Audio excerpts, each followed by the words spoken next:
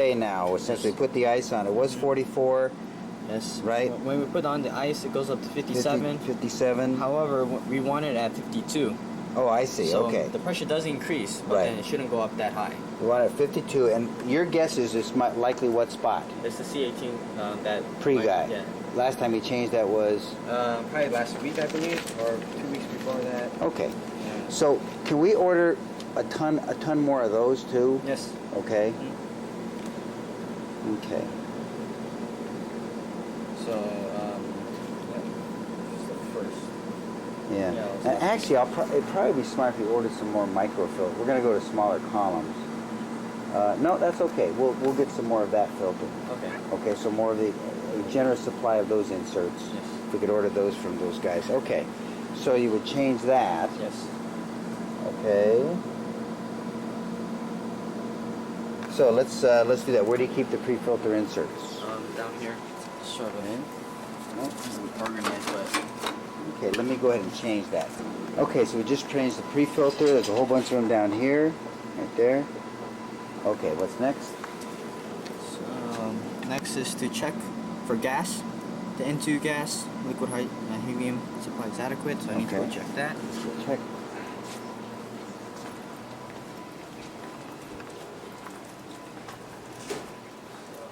So our liquid nitrogen tank. Okay. Usually I just pull on it to see Right. how heavy it is. Now, how often have we been changing these, would you say? Once a week. Okay, ever more than once a week? No. Okay. Right? Let's see. And this is our helium. Okay, Just making sure that these pressures are at the line. got it. This is our argon. Okay. That's about it. Everything looks good. Okay. Good tank, not attacking us. No leaks. So, that guy. Right, okay, good. All right. And the phone number for where you call? It's right here, just in case for emergencies as well. In this corner. Okay, and usually they'll get it there by the next day? Yes. Okay, got it. And our nitrogen tanks are okay? Yes. And where do you order those? The nitrogen tank? Yes. From here. No, You mean the heat? cylinders. The black cylinders. Oh. I don't check those, but then we But order. those are our backups, Yes. right? These guys. Right? Yes. Where do we get these? How do we order those? From the UCSD storehouse? Do you know how you order them? Yes. What number? How do you use it? What are they called? What do you use? So, storehouse items are in this folder. So we go to the price list, and let's see, this would be under scientific laboratory supplies. So we'll go to page 26. Okay, so let's do this. Do you have a list of frequently ordered supplies? No. So nobody had to look it up new every time, new time the next time? Yes. That's silly. Mm-hmm. There's probably about 20 things you order, and that amounts to about 80% of your ordering. Mm-hmm. So you should have just one list where you go to. You just go beep and it's done. Mm-hmm. Okay?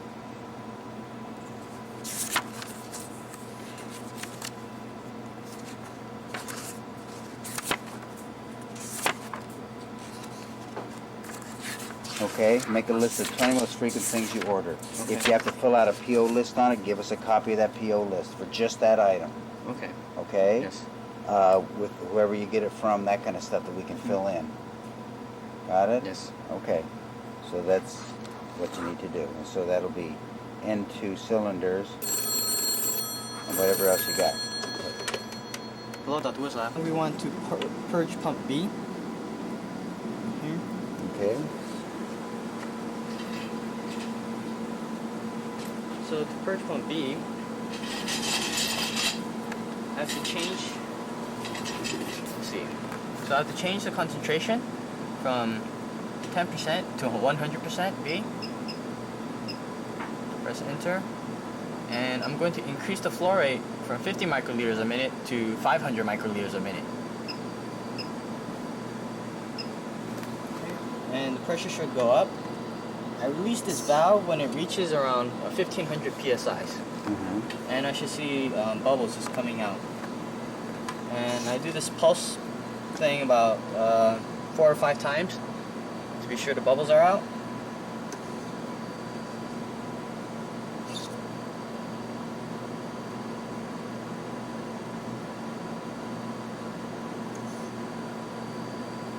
Okay, the AB is going where right now? Is it going over the C18 column or Yes, not? it's going over the C18 column. Okay, so we should probably arrange it so we're not doing this while it's going over that column. Okay.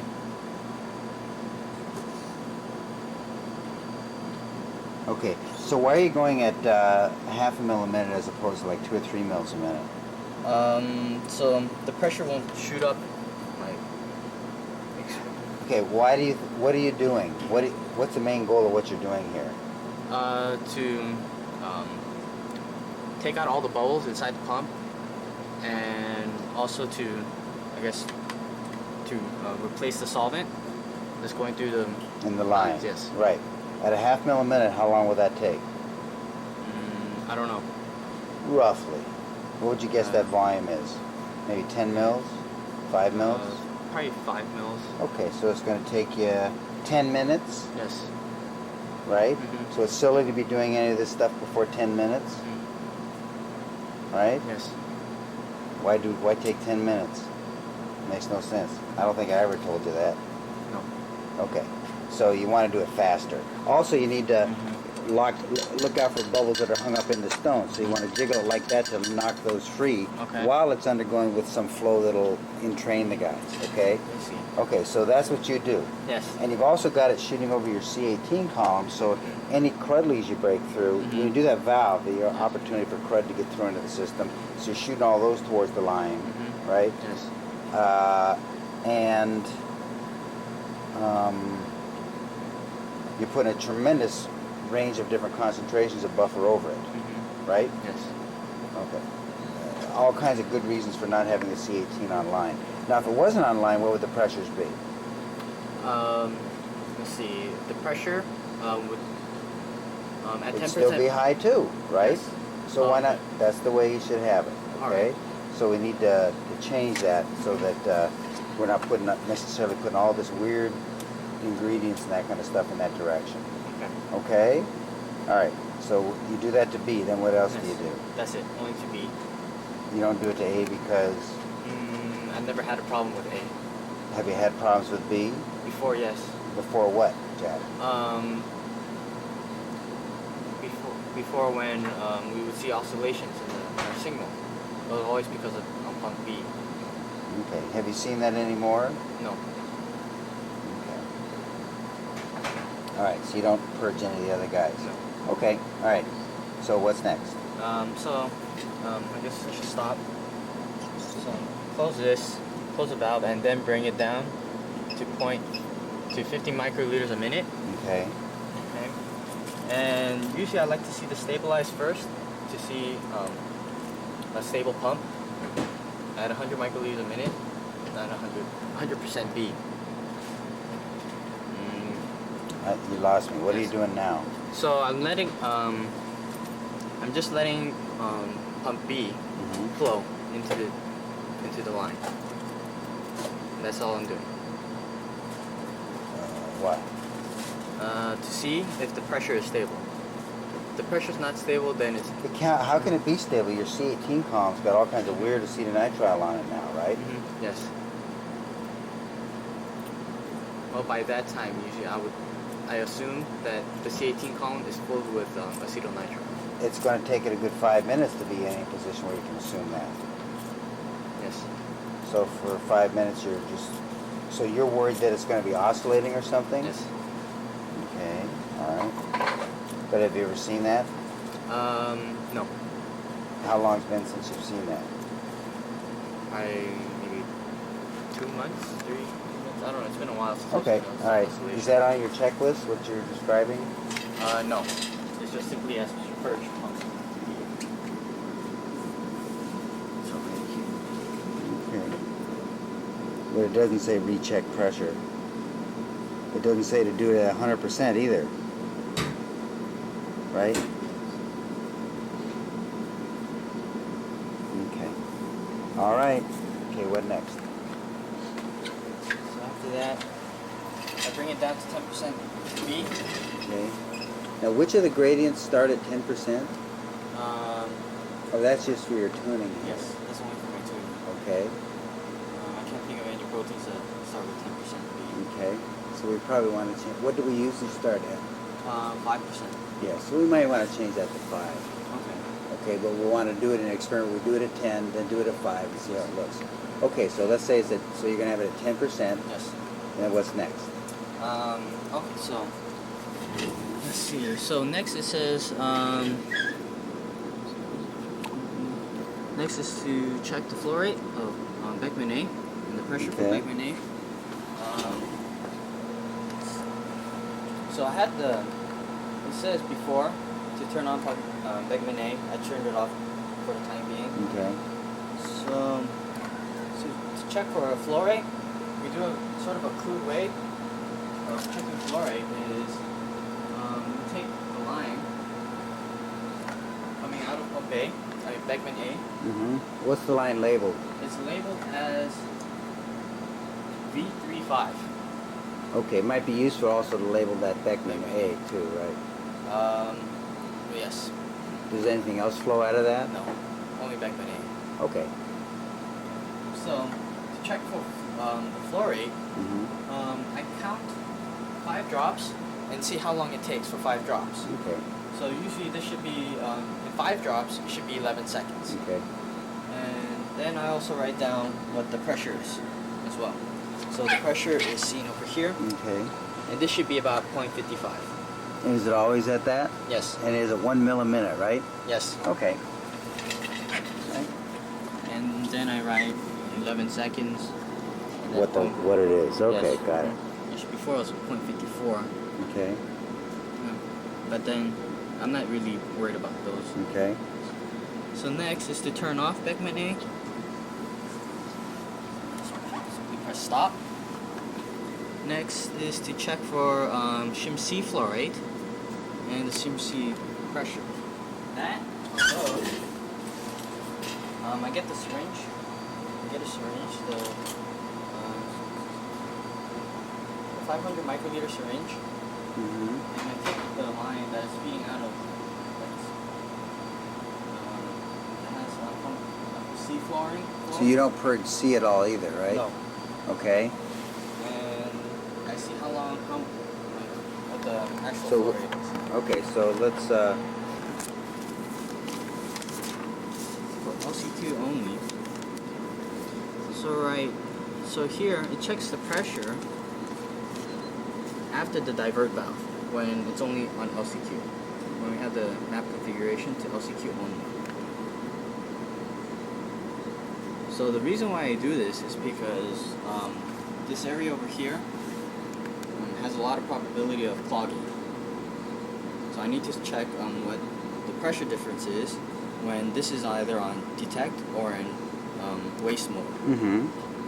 So And what should be the pressure change in each of the different configurations? I have it written down here.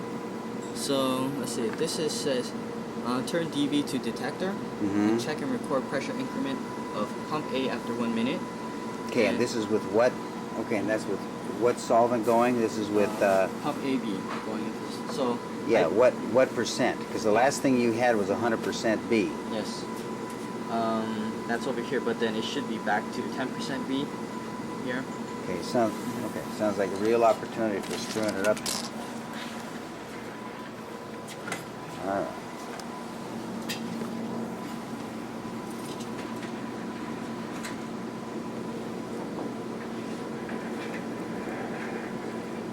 Okay. So this increment says 5, and that's what it should be. And it should be around like 4, but then 5 is acceptable. This is 4 psi. No, 5 atmosphere. Okay. And so where do you read that? Right here with pump A. Okay. This pressure. So this increment should increase 5 atmospheres. When you When I put this from waste to detect. But in which of, what about in these various configurations? Let's see. 5 in each? No, only in the LCQ only. So what about in the others? There should be no increment. Because we never had a clogging on those parameters before. Because it's a straight flow into the Q-top, and there's never been clog there. That's got nothing to do with clogs or not clogs. With no clog, it goes up 5. Right? Yes. In the LCQ configuration. Yes. The reason why is because there's a glass capillary and a cross as well. Right. So those are producing the pressure. Okay. But then okay. with the Q-top only, Yes. it doesn't have the glass capillary or Right. the cross. Right. So it's going directly into the Q-top. Right. Into this microfilter. So there's no... Are you telling me what you think is the case, or is this what you see as the case? This is what I see as the case. Okay, and what about when you have it When I a have T? it with the T, if there, I wouldn't be able to tell if there is a high pressure with after this cross going into the LCQ. I'm not concerned with your high pressure. I want to know what the, assuming no clog, Yes. what is the pressure increment? You said, Yes. Okay, for this I don't know, because I never did this, because I figured that if there's a clog here, or if there wasn't a clog, the pressure... see, this doesn't make any sense. If you're saying it, 5 units this way is what pressure? How many PSI? That's 75 psi. 75 PSI. Believe me, no fluid would ever, if you had a branch that had 0 resistance here versus 75 PSI, Yes. no fluid's ever going to go this way. It never will. It'll always go that way. You're going to get no flow into the LCQ. Got it? Yes. Well, how much flow do we want into the two? About equal quantities. Yes. But you've got pressures that differ dramatically different. Okay. So how can you get equal flows into each?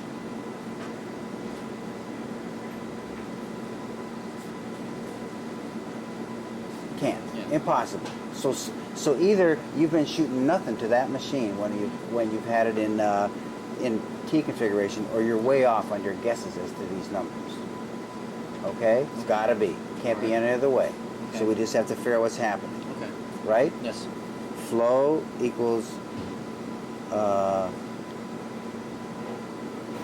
pressure equals flow over resistance. Okay, it's as simple as that. Okay, we want flow to be the same, so we want the product of pressure and resistance to be the same on both of those paths. Yes. Okay, otherwise you get real different flows. Can't be. Okay, so what you need to do is study. So I'll leave when we're done. If you'll set it up and you check to see what the increments are in your Okay. 3 configurations, Yes. I bet you'll find that there's plenty of resistance going just that way. Okay. Plenty of an increment. It's not 0. When you switch it over to there, it isn't 0. Okay. Okay? Yes. All right? Now, so when it's on divert valve, when this is going to divert, is there a, where does it go? When this is on divert, where does the flow go? It goes to 5 to 6 and goes to waste. Does it go through a high resistance line of any sort? No. Are you sure? Yes. Okay. So there should be no pressure drop there. Right? In other words, it goes straight to 0 here. Yes. Right? So if this is 0 here and it's 0 there, Yes. that means you've got no resistance through there. It's wide open. Yes. Right? So why in the hell would it want to go through something that's at 75 PSI? That's 3 times the pressure in your tire. Okay? If you just go like that at your tire while it's blowing air at you, which way is the air going to go?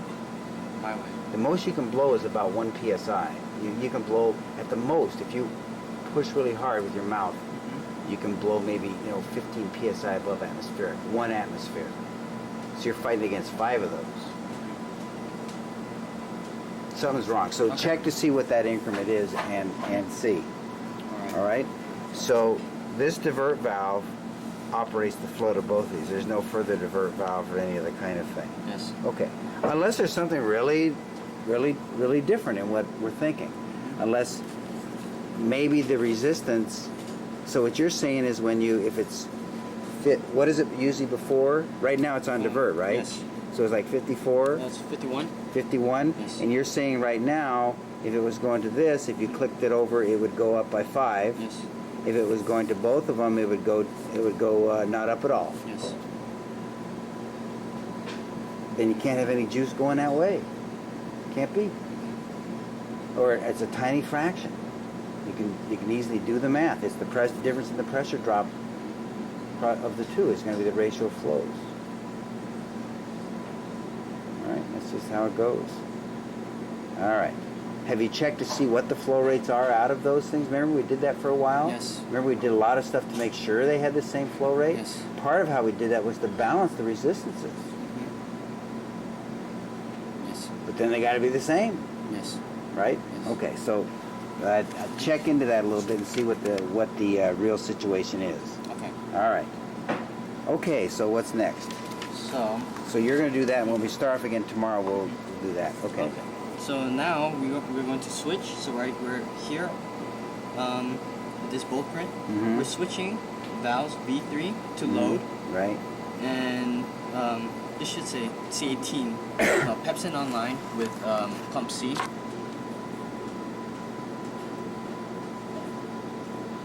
Okay. And V4 is we're switching this to load, and C18 is online with pump C. Okay. So And why are we doing that?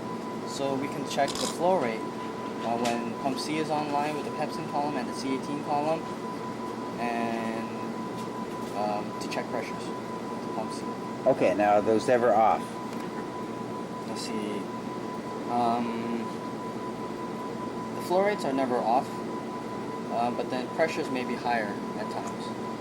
Because of what? Maybe clogging. This helps me to check to see if that filter in front of the C18 column Mhm. is the source of the clog, Okay. or if not. That's about it. That's Okay. All right.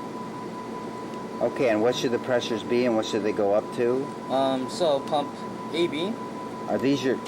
You need to write down here somewhere what the good ranges are for these pressures. Okay. Okay. Yes. So I have some reference. It doesn't do any good to say, oh, and by the way, these are bad.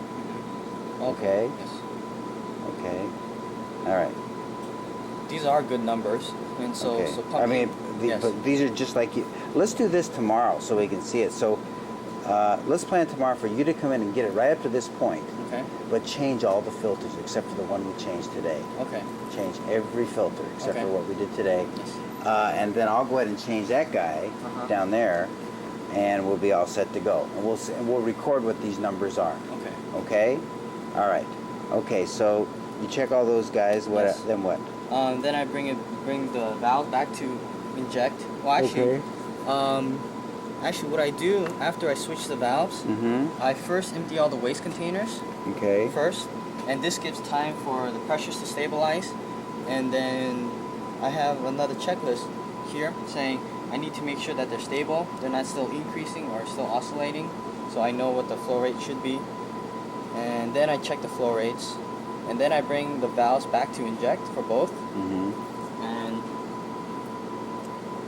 here, let's see. So I have written here that to check the status of previous runs. So just basically to see if the runs ran properly. What does that mean? So basically what we do in the pre-start startup. So why is this here?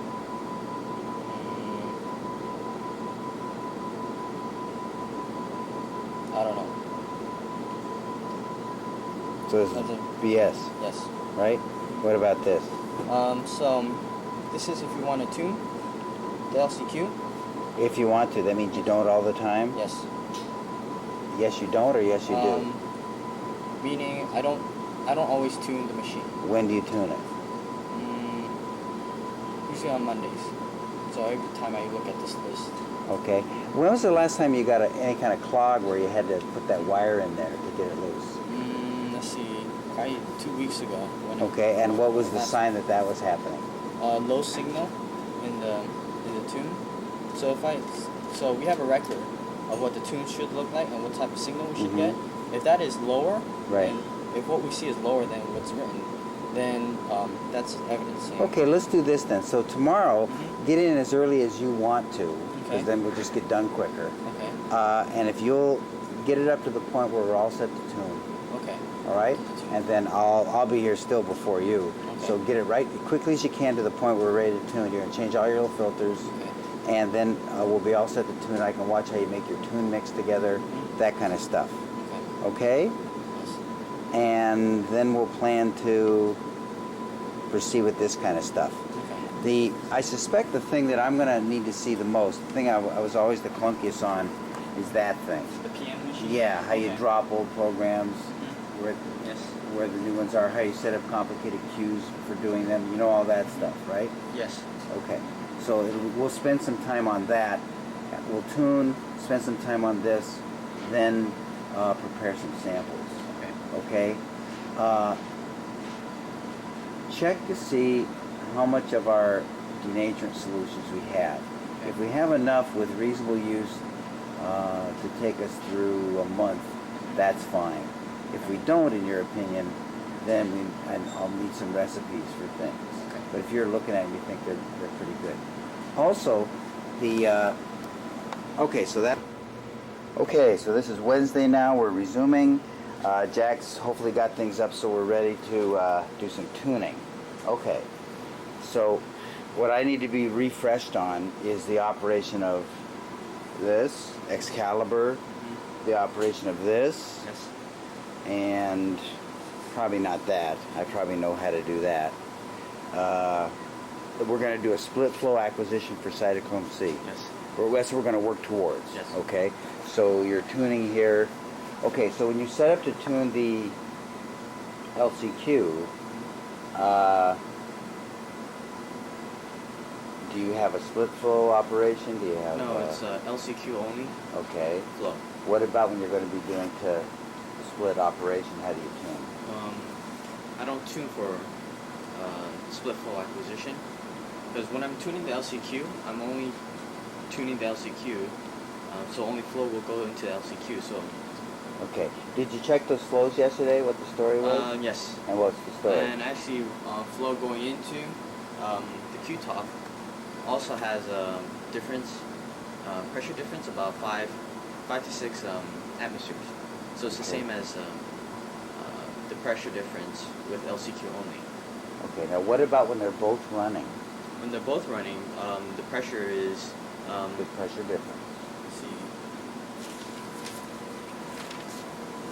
So, I didn't write that down. I didn't check for split flow acquisition. That's Okay. They'll probably be about half because you've got 2 paths yes. for it to go. So Mhm. probably about half.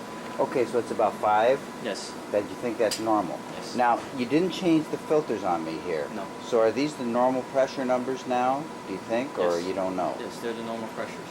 Okay. So as we go through, we'll be able to see. Mhm. So let me get this. So do you have some kind of pressure monitoring thing you do during the runs that you're going to show me here? No. No, I don't.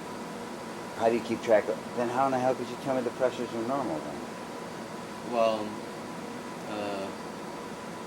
I just asked you if they're normal. You said yes. How do you know they're normal if you don't know what they are? I did a startup and I saw that, from previous. Where's it written down? I don't have to trust your memory. It's written down here. What's normal? So these are the normal numbers, right here. And they're different configurations. Plus or minus what? I wrote the ranges over here. So this is the normal ranges. Yes. Okay. Is that 3600 or 30. what? Okay. 130 to 170? Yes. That doesn't make, that's too big of a range. This is pump C when it's bypassing both Pepsin column and C18 column. And And what's this? 0.53 to 0.57? Okay. Okay, got it. Okay. All right. Okay, so let's, maybe we could go, so to do tuning, you're going to have to do some stuff with Excalibur. You're going to have to not really do anything with that no, yet. I'm only using the LCQ tune. Okay. Now, what do you do for recording what you do when you tune? Let's see. Tune results. So you have Yes. a booklet where we keep, like we used to Yes. keep tuning results. Okay. So this is the stage where you now need to show me where you keep your records, Jack. Okay. So if I don't ask you, Mhm. and you know you've got a record, think for a second. I've got a record. I should tell him. Mhm. Okay. Okay. Or any notebooks or any other kind of thing. Okay. Alright. So we're going to do today is we're going to go through a tuning, Mhm. then we're going to go setting it up for acquiring, and Yes. if you have instructions or protocols for doing that, tell me. Mhm. Okay. Or Okay. tell me you don't. Yes. But if you don't tell me you got something, I won't know. Okay. Okay. Yes. So, okay. For everything that we're going to do now, which is basically to set this up and then to prepare retitrombin and then cytochrome C. And we don't have time for goofing around because I got to be out of here, let's say at 2 o'clock. Okay. Okay? Yes. All right. Okay. So it's this burgundy folder. Okay, why don't we put a name on that folder so anybody just vaguely, instead of looking through every folder in the lab, you could have a mark on the outside saying what it is. Right? Okay.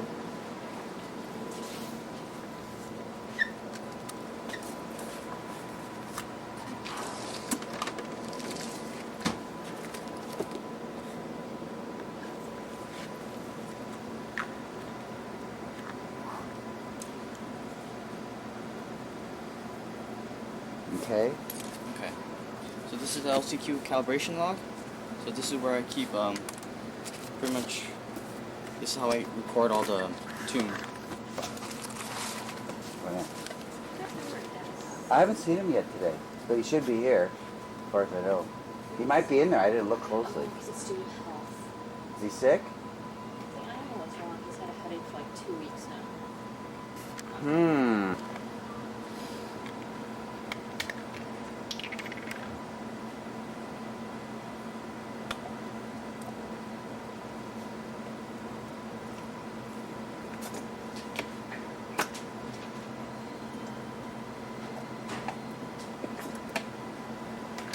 Okay, so explain to me just the book briefly.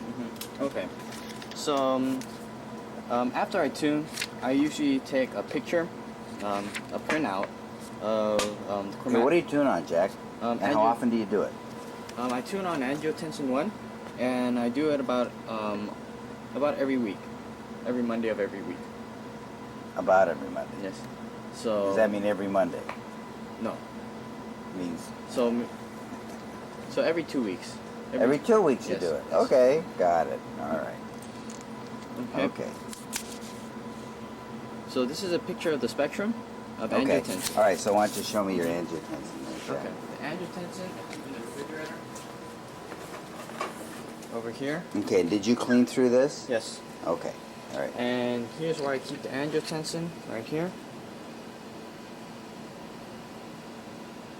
Okay. So this is 33103 JK Angio 1.1 milligram per mil in water. Yes. Okay. Good. Okay. So what do you do with that? So why don't you just show me what you do to Okay. start our tuning? So I just take this.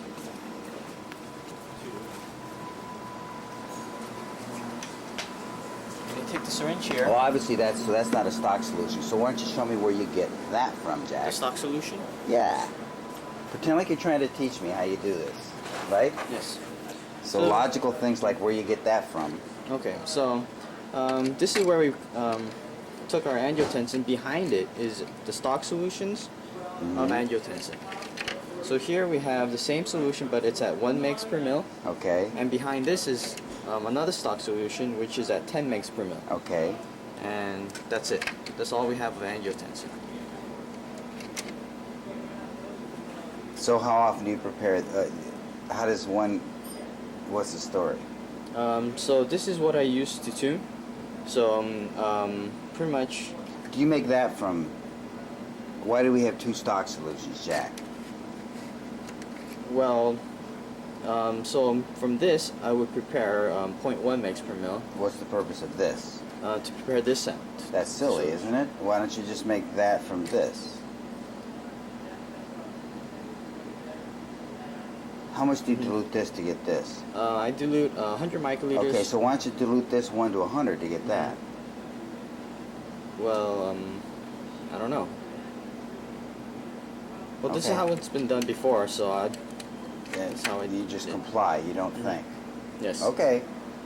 You got to do the thinking thing, Okay. right? 'Cause that's sort of that. That's something we can simplify, right? Yes. Okay. All right.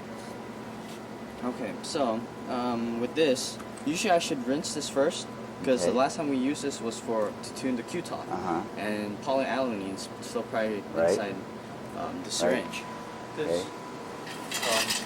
To rinse the syringe, Oh, that's okay. You can rinse it. I know how you do it. Just rinse it Okay. with some water, right? Yes. Okay. so I just took some double deionized water. Right. I already rinsed this a couple times before. Double distilled water. Yes, double distilled Okay. water, Okay. just to make sure everything's gone.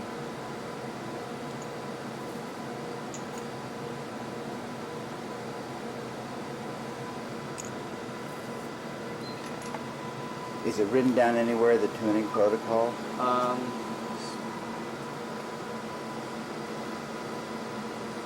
Yes. Where? It's, Watch it. it's not.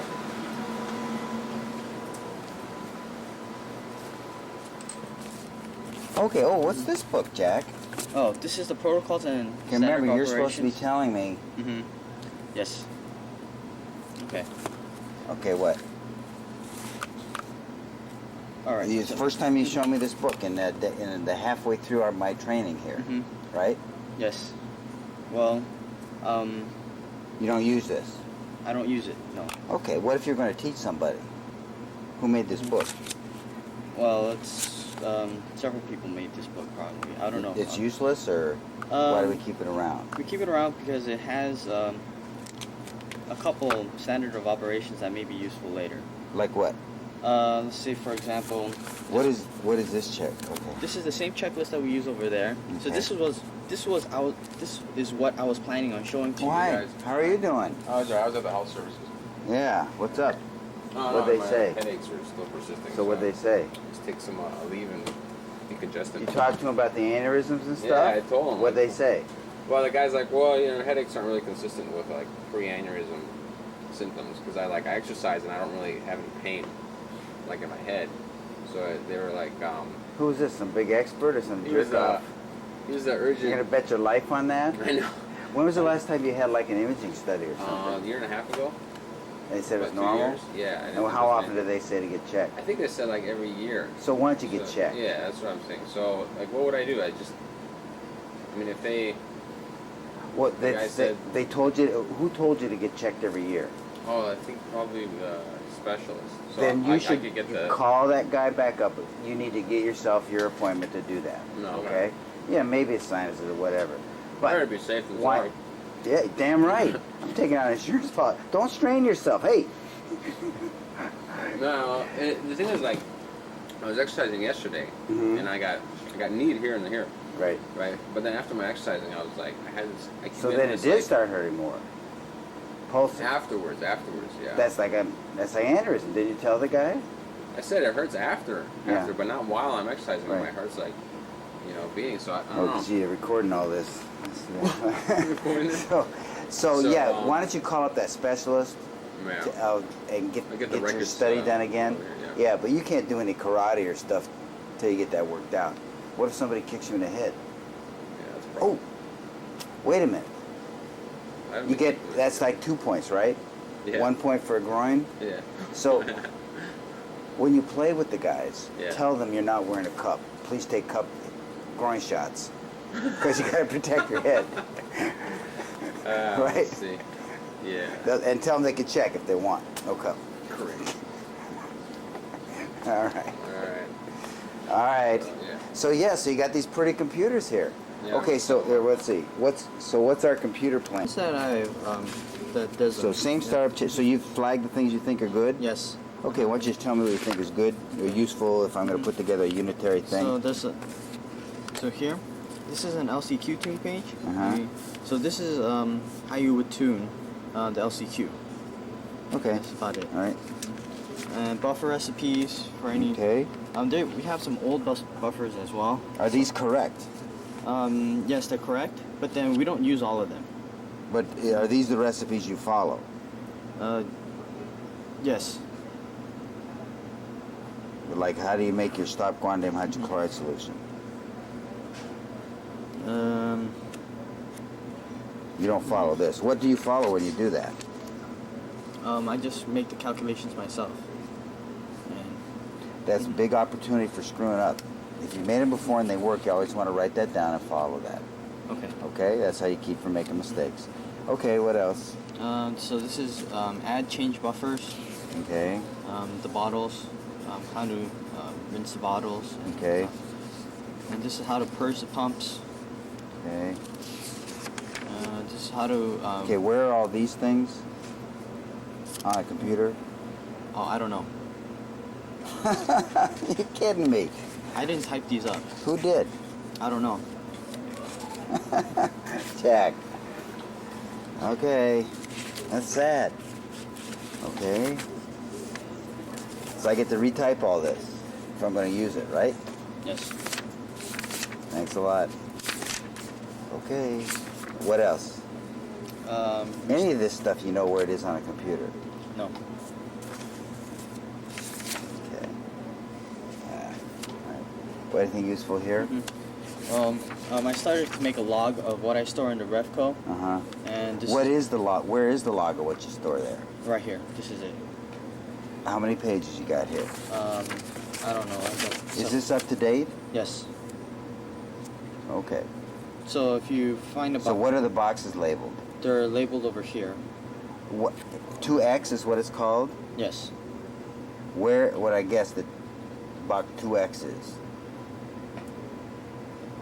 Is there a container out there labeled 2X on the outside? I mean, where do I look? Well, Where's 2X? I didn't label that. I didn't label the specific. If I want to find that box, where Yes. do I? How do I know where to look? Where's the path that shows me how to look? I did not write that down. So you're hiding the stuff from anybody that wants to use it, even if you give them this, Yes. right? That's silly, right? Mhm. Why? Okay, 2X. That's a box. Yes. What's the next box? And it says 2A and 2B. What does that mean? They're two different. They're two small boxes. Okay. Where are they stored? They're stored in the Revco. That's a big thing. Yes. Where in there? The second shelf, in the second container. So there's only one place that I stored our samples. And what is this? This is the Wemmer proteins. So you just have it labeled Wemmer? Yes. Okay. Okay. It's totally screwed up to me. But this is all the records of everything you have, right? Yes. Right here. There's nothing else in there that you have that you don't, that isn't right here. There are other stuff in there that I don't have it written down. Where's those records? I don't have records. How's anybody supposed to, do you use it? Is it, No, I don't use it. It's just I don't have records of those. why is it in there? Is it your stuff? Yes. Why is it in there if we're not going to use it? What are you talking about? What kind of things? Well, before when we prepared multiple samples for, let's say, the crystallography proteins that we Mhm. prepared in November Mhm. or in October, Mm-hmm. I didn't have a formal way of writing samples down, so I didn't write those down in any form of records. And what else? Old hemoglobin samples that we don't use at all, and I don't know. Okay, why don't you, just like with this, why don't you clean that out? Okay. Okay? Yes. Stuff that, maybe we can go down there and look. How many boxes are you talking about like that? Where it's just hiding our good stuff. Confusing our good stuff. And you're not keeping records on what it is. What do you consider as a good stuff? Stuff So- we might use. And we have got a record of what it is and how to find it. Well, the stuff that we might use, I have written down. So, like the old samples that we wouldn't use. You're confusing me. You really are. Okay. How many, I have those cardboard things. Yes. How many of those cardboard big slide things do you have stuff in? 2. 2. Okay, so we'll go down and look at that. So from this one, which slide thing is it in? It's in the second one, but I didn't write that down. That's what you're supposed to do. That's how you figure out where they are. Okay. Okay. Okay. Well, let's go. Can we go take a look at this? It's not going to do it good if we can't find one. So this is your record. Why don't you bring Yes. your little record down there? Let's go down and take a look. Okay. Now, are there any samples of deuterated samples of Dr. England? Are there any deuterated samples down there Yes. But then there that are of any use to us? No. So why are they there? You're just gonna wait till it fills up and then we buy another Revco or what? So you got.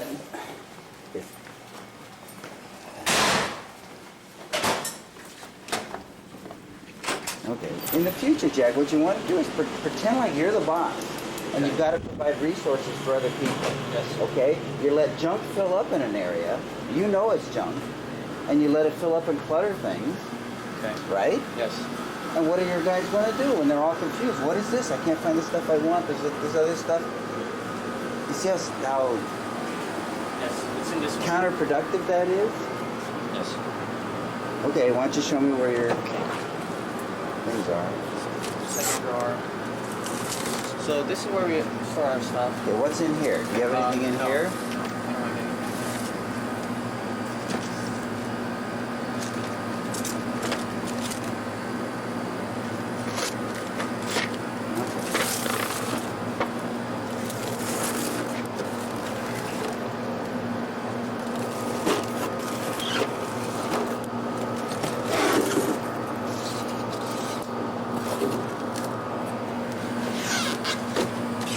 Okay, so these are your two boxes right here, right?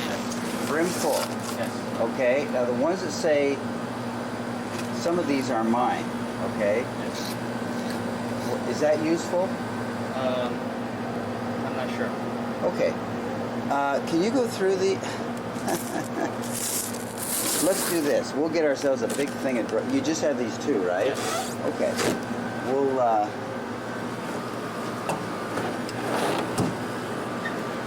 You got it. I can't guess. If you haven't kept records of what is, there's no way I can guess what is what.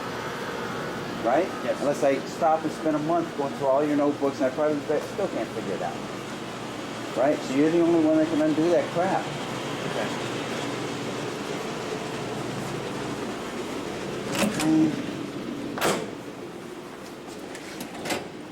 What those are brimful, both of those. Yes. What fraction of those is useful? Of the stuff that's yours? I'll say a third. But none of them are deuterated samples. Right? Well, I prepared deuterated samples last week. That can't be a third of that stuff. No.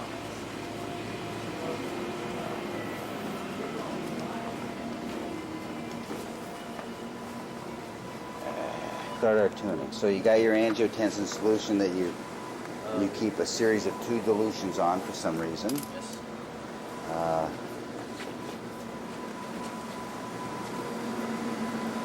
And is there just, so you don't code where you made it, right? Like I do in my notebook, right? Yes. You don't code your description. I don't. Okay. Right, you should. So you can track back to your recipe for how to make something instead of reinventing it each time. Got it? Yes. Okay. All right. Okay. So take about 150 microliters of the angiotensin solution.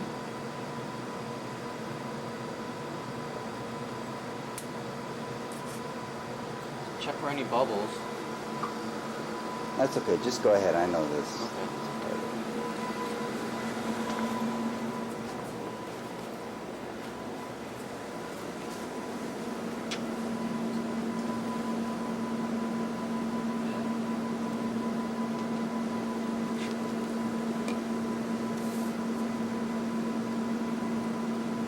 Okay, so you don't have a map. And you said you had names for all the filters. Yes. Where's that list of names? Are they keyed to a map? Yes. Over here.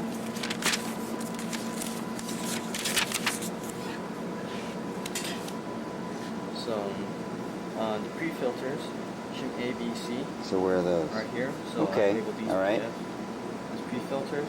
Large. Okay, and so that this filter right here, that one right there, Yes. which is probably the one not having there caused a lot of your clogs before. Where's that? It's not right in here. Oh, okay, good.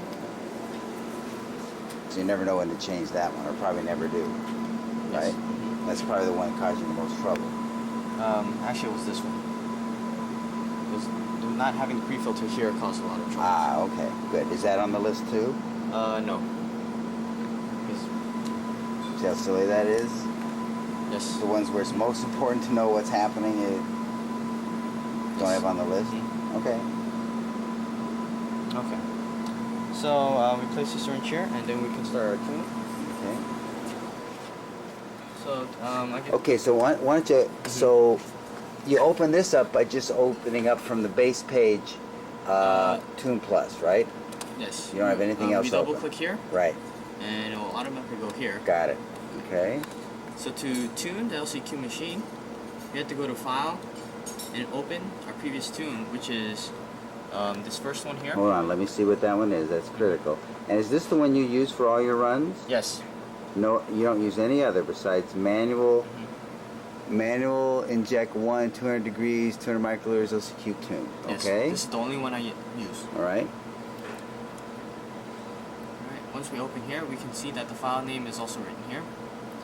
And then we start our acquisition by pressing the double black bars. Right.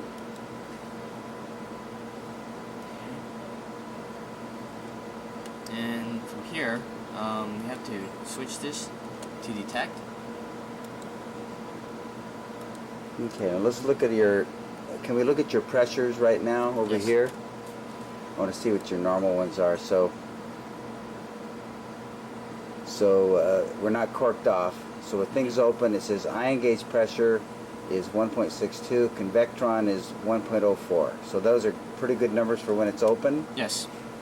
Okay, so I'll write those down again. Okay, all right. Close here. And we turn on the syringe pump. Click here. Let's see, so we turn this on. Is it a Hamilton syringe? No, it's at a Unimetrics. Okay, So we click here. We want the flow rate to be 5 microliters a minute. okay, Click apply. I wait until this actual goes to 5 microliters a minute, okay, and then click OK. okay, And from here, I check this API source. okay, The thing I check here is the capillary temperature. It should be around 200. okay, And then click OK. And after this step, I click on display graph view. So and it splits the view here, and this spectrum averaging. okay.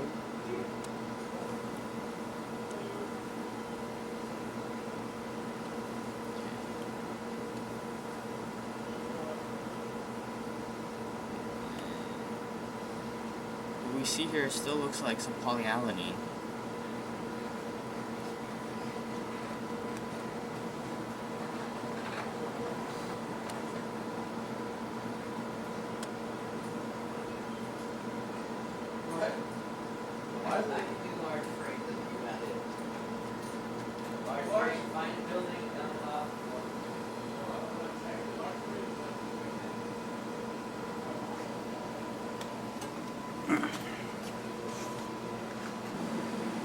Okay, 10% B at 50 microns a minute. So is this written in your tune book what the standard conditions are?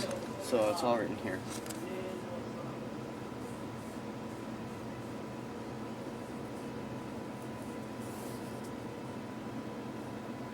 Okay, you usually write these. This is after your tune or before the After tune? the tune. Okay.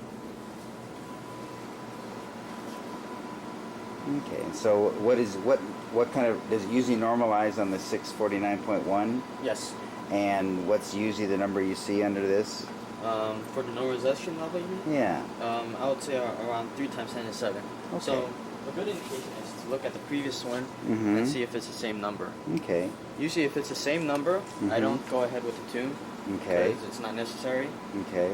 However, if it's lower, it happens to be lower, then I go ahead with the tune. How often does that fix it? When I see a lower number, Yeah. it works all the time. Okay. But when lower, like how much lower are you talking I about? would say 2 times 10 to the 7. Okay, good. So you can increase it maybe 50% or something. Yes. Okay, so you'd say that probably looks pretty good. Yes. All right. 26. So, Okay. Except I sort of over flushed it, but it's not really falling anymore now. So, Yes. so and that's at 5 microliters a minute, right? Yes. Okay, good. Okay, and then you take a picture of that. Yes. So to take a picture, all I do is Okay. click on print. Okay. So let's go through the tune anyways, because I got to be Okay. reminded how you do that. So go ahead and do Okay. your. Okay, let me print this page.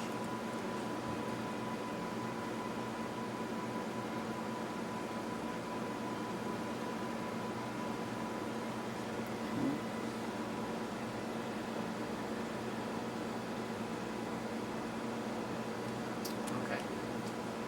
So I wait until this stabilizes, this number, and then I start to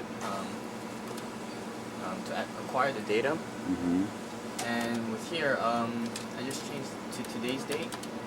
So today is the 4th, 2003, April 9th. I start the acquisition. And then I click OK. And here, so to start this with the tune, we click on this tune button right here. This will open a window. And then we click on mass and change this number to 649 because that is the peak that we wish to normalize on. And then we click start. Please ensure that the syringe pump is full. Then click OK.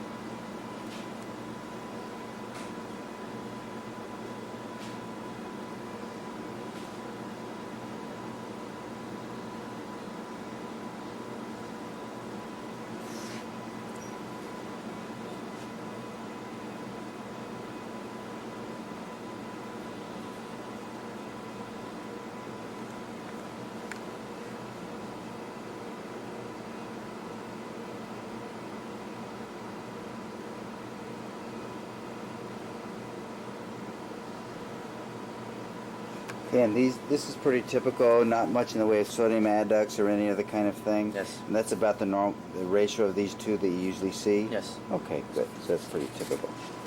Good. All right. Okay, and you don't change gas flow rates or any other thing. You just do automatic tuning, Yes. not manual or anything else. No. Okay.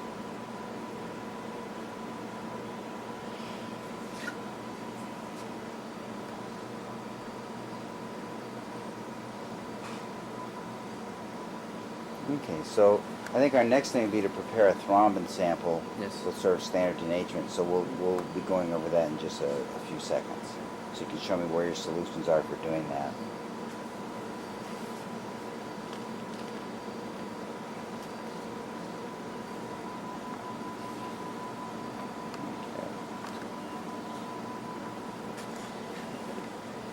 So now it's complete.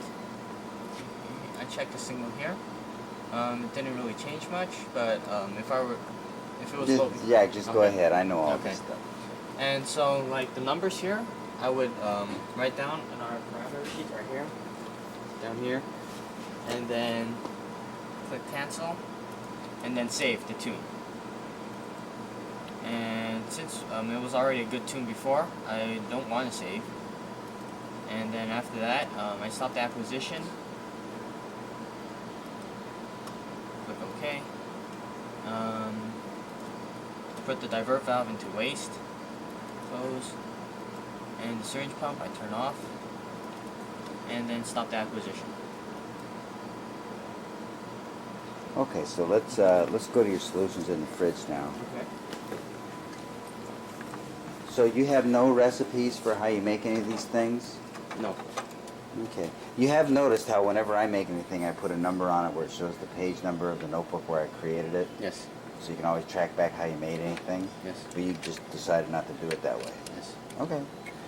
All right. So where's your stuff? So my stuff is in this shelf over here. And where else, Jack? And I keep my thrombin sample over here, the angiotensin And, solvent, and where else, Jack? and that's it. Oh, well, I also hold our columns here, and our UC18 columns down here. Okay, so you have anything to do with any of this up on this upper shelf? Nothing? No. Okay, and you cleared some of these out? Yes. So these are all boxes you do want to keep here? Yes. Or you don't know anything about? We want to keep this box. Okay. The two boxes. What are these two guys? I don't know. Okay, so you don't know what that is. Okay, and down on here, this is all yours here? Yes. Yes. Okay, all these are useful solutions? Yes. Okay, what is this? Let's see. Oh. This are our old samples that shouldn't be here. Okay, But all right, so why don't we take them out? This is our active use columns? yes. Okay, so these are all good Pepsin columns as far as you know? Yes. What Newlace column do you use when you're going to use one? I don't know. What fungal 13 do you use when you use it? This one over here in this corner, it's kind of faded, but the 92.4. And you Okay, just- is that in your notes or something indicating that's Yes. the one you use? Yes. Okay.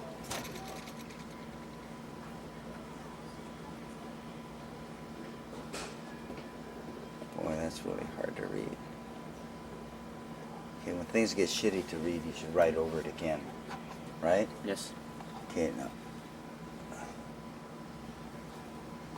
And the 92.3 there, what is that? Unused column or something? Or Yes. what? That's a Okay. replicate. Okay. All right, so all of these are good solutions. Yes. All of these are good. Yes. All of these are good. Yes. All of these are good. Yes. Yeah, you thought that was good. Okay. Are you sure? Yes. Let's take a look. So you show me what solutions you explain to me all these good solutions then. Okay. So these solutions over here. I don't know what over here means, Jack. This These set right here. Yep, yellow guys in the front. the yellow guys in the front Okay. are our quench solutions. So this starts at 0 mole. Well, it's only 0.8% formic acid, and starting from here, it's. Do you have 80 stocks that you make these from, Jack? I make it from 6.4 molar guanyl hydrochloride and Where's just that? dilute it down. Where's that? The stock solution is down back here. It's this tube? Yes. Okay, and that's used to make all of these. Yes. Now, how do you make it of those, Jack? I'm gonna have to try to recreate your recipes, being you don't write it down. Okay. You think it up each time, Yes. which is very frightening Mhm. to me. Okay. So to make these solutions, everything must be in 0.8% formic acid. So to create the correct concentration of guanyl hydrochloride, I dilute this 6.4 molar guanyl hydrochloride with this 0.8% formic acid. Okay. Do you do serial dilutions? Do you just make one dilution? What do I you make do? one dilution for each. Okay. So this is what's this? 6.4 molar guanyl hydrochloride, Yeah. which is just straight from that solution. Boy, I'm confused because that says 11502. Mm-hmm. That's before then. So you probably didn't make that from these. Right? Well, Unless there's a time warp. Right? this solution was made from this. Well, this is, 11502. but this is 0.8% formic acid. Yeah? This is the solution that I use to make this. Yeah. So there's just some of this poured in there. Yes. Okay. And what is this one? 3.2 molar. Okay. And how do you do you don't write down how you do that. No. And I know you're quite capable of goofing it up and doing a silly calculation or something. So we minimize the chance of doing that by writing it down. That's Okay. why you do stuff. All right. Okay? You got to do it, Jack, and you got to know if you want to succeed as a doctor or a scientist or anything, you got to know to do those things.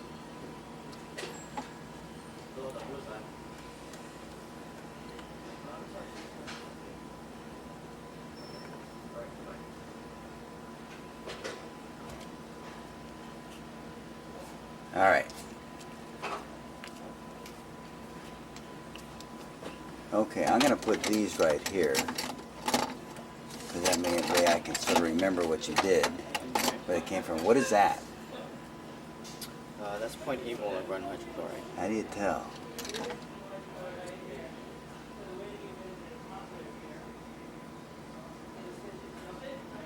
Are you guessing, right? You're hoping. Right? I know that it's 0.8 mole of guanine hydrochloride. Okay, you gotta believe me in my experience, Jack. If you take a medicine that you're pretty sure it's it, or you're certain it's it, and it's not labeled, or you let it come off, and you shoot it into a person, 1 in 50 times you'll kill them. Because you'd be wrong, and you don't know how you did it. I knew it was the right thing. Okay? You don't do that. Okay. Okay? You recognize that's fading. Mm-hmm. I can't be sure. Other people can't be sure. All right. Okay? You gotta know that. Okay?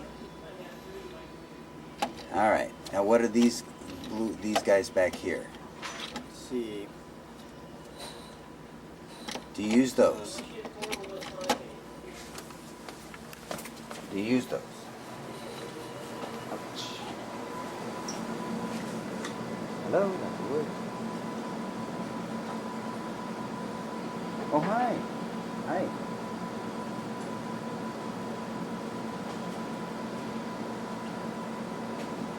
Yes. Oh, yeah. Boy, where have you guys been? That was a couple weeks ago, I think. I forgot about it. Well, a week. Okay. Anyways, it doesn't matter. I want to thank you for helping us get that Blue Horizon account set up. Oh, that computer, man, that was wonderful. Thank you. Yeah, we want to get an instructional website set up. We have a service facility here where we're training a bunch of graduate students, postdocs and stuff in this new technology we invented. And it's just about time they do a lot of the stuff with us over the internet, but there's no nice website to do this. Who do I go to? Who do we do that with? Yeah, pretty much.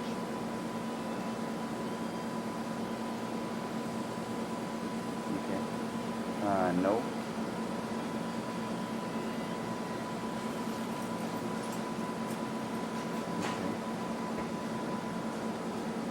What is she part? Here? I guess my main question is: does the School of Medicine have anything special, or Department of Medicine special for web stuff?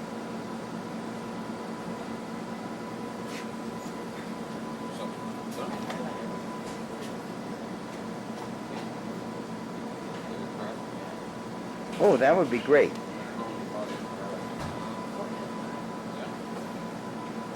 Right. Right.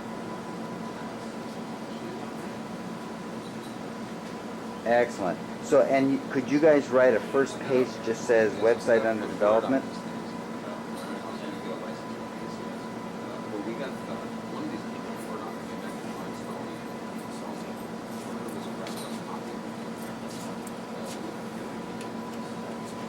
Right. So I would like to do that with you guys. What you just described. Several months ago, maybe 9 months ago, somewhere at UCSD, I got a website address reserved for me because it had the name that I wanted, and it was called dxmsproteomics.ucsd.edu. So what I'd like to do is, if somebody could find that thing, the guy.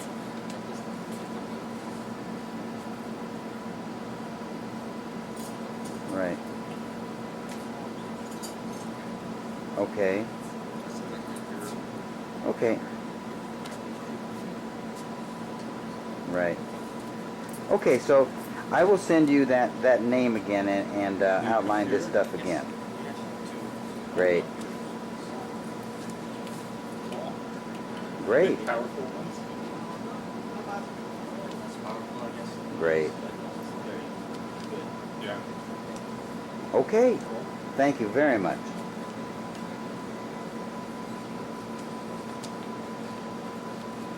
So you're going to have... what, Got it. Perfect. Thanks, Ron. I'll be for contacting an you. analysis Okay, or bye-bye. at least replacing something like that? Okay, hi.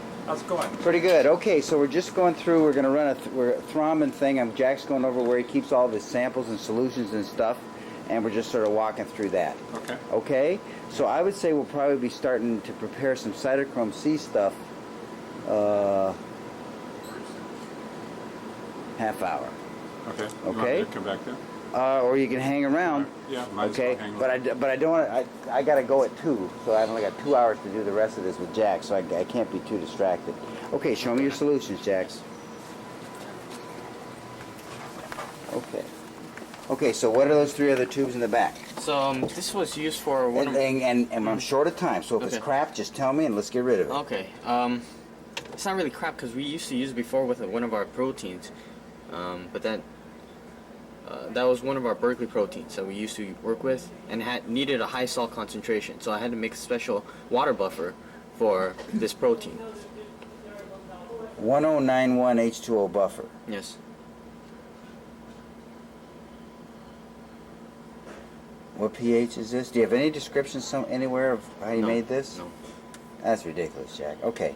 Why don't you get rid of it? Have Okay. we done any more stuff with that? No. Okay, what about this, Jack? I'll be back in a half Okay, hour. we're going to have to go fast, so you have Okay. to really put on the thinking cap. All right. And if stuff is junk, let's get rid of it. All right. This is gone. So Okay, what about this, Jack? that's water. It's just water. Get rid of it, Jack. But I use it. We so- got other water. Do you use it for what? for our dilutions Of what?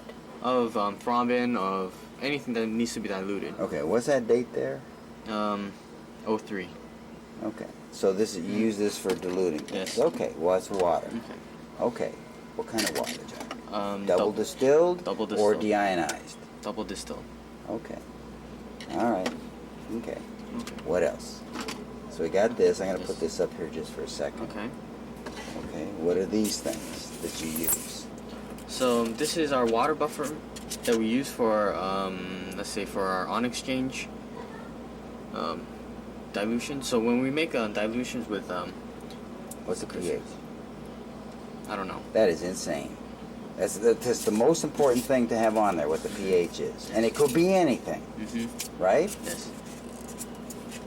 Okay. What's this? 0.5% formic acid.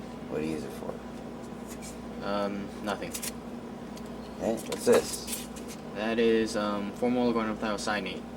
This is used when Plus what? plus 20 microliters of 88% formic acid. Okay, you're guessing.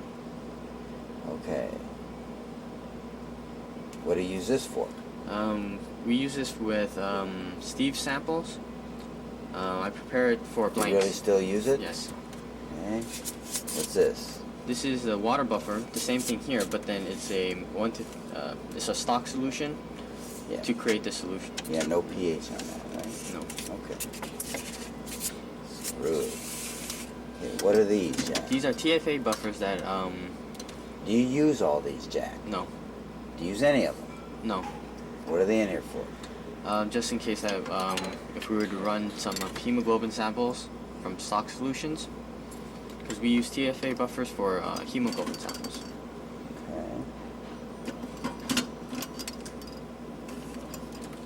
Okay. Okay. What about these? These are our on-exchange buffers. This is the on-exchange buffer that we use in our lab. It's 50 millimole sodium chloride. With no pH written on it. Oh, you got something there. Yes. How do you measure a PD? Uh, What does that mean? well, Is that what the machine shows? Or is that with a correction number added to that's it? what the machine shows. So it shows 6.96. Yes. When you do it against a non-deuterated reference buffer. Yes. Okay, did you measure that? No, you did. That's not my writing. Oh well, I had to write it. I wrote it down from a stock Okay. solution All right right. here. Okay. So this is our stock solution that I use Yeah. to create this. Did you recheck the pH? No. When you dilute things, pHs change, Jack. Okay. Okay, so are any of these, are all these used, Jack? Uh-huh. I mean, it's going to really lose me trying to Okay. follow what's happening. All right. Okay, what is this? That's the buffer that Ganesh Iyer uses. Okay. Is there any indication of that on here? No. What What's this? Let's see. This is another solution that Ganesh uses. Does he really use those now? Yes. When was the last time you used them? 2 weeks ago. Okay, what is this? This is an old D2O buffer that actually Laura used. What's this, Jack? I don't know. You tricked me. What's this? This is 50% D2O. Do you use No. this? What's this? This is 0.5% formic Do acid. you use it? Yes, I use it. When was And the we last use time you it used it? for fully liter. The last time I used it was last week. Okay. Okay. In D2O. Yes. Don't know what percent, don't know how you did it. I could spend 2 or 3 days hoping it's what I'm guessing you did. Right? Yes. Okay. What is this used for? Nothing. Okay. What's this used for? Throw it away. Okay, so this is going through it. Okay, stuff you really don't use or you don't know what it is. Use this? No. Okay, you tricked me. You didn't look at these. Okay, what is this? I don't know. So I don't use any of these solutions. Okay. That's all you gotta do is tell me. I Okay. cannot waste. Jack, I'm short of time. Please don't waste the time. Okay, that's mine. Yes. Okay, so we went through these. Went through these. Use these with just a thing under, right? Yes. Okay, this is various things we don't know the pH of. Is there a notebook or? I mean, if you wanted to reproduce the experiment, how do you know which tube to use for sure? Of stuff. I don't know which tubes to use. Okay, that's no good. People are not going to let you do stuff. Oh, sorry. Okay, so that's yours. Columns. Do you do anything with that? No. Anything with that? No. So just some of these pepsin and 13, right? Yes. Yes. Anything here yours? Let's see. No. None of those.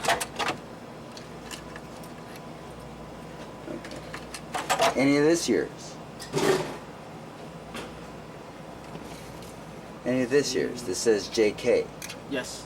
Yes. What do you use that stuff for? For our fully deuterated samples. So those are the same quench conditions. However, it's in 0.5% formic acid. What's that got to do with anything? We want the final concentration to be 0.5% formic acid, and the fully deuterated samples are already at 0.5% formic acid. Okay, so for some reason, I'll have to try to figure that out. So that's for fully deuterated. Is this in deuterated buff water? No. I'm confused. So this is the quench you use for fully deuterated stuff. Yes. And why this as opposed to other things? The other ones are at 0.8% formic acid, Yeah. and the fully deuterated samples already contain formic acid. How much? Up to 0.5% formic acid. Okay. All right. Are these yours? No. Where it says quench buffer. Okay, what about this? Yeah, it's a centrifugal. KMZ. Who's that? There you go. Okay, what's this? I don't know. What about that? I don't know.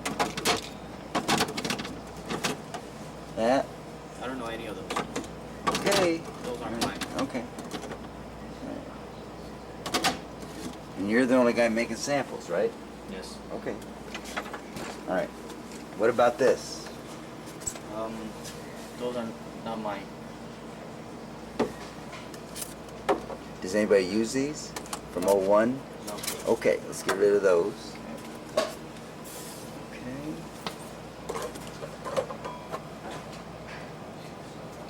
Okay, what about, ouch, JK, what about this stuff? Let's see.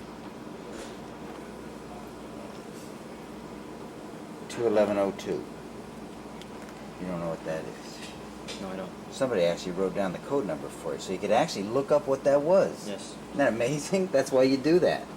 What about this? I don't know. I don't know. Use this solution.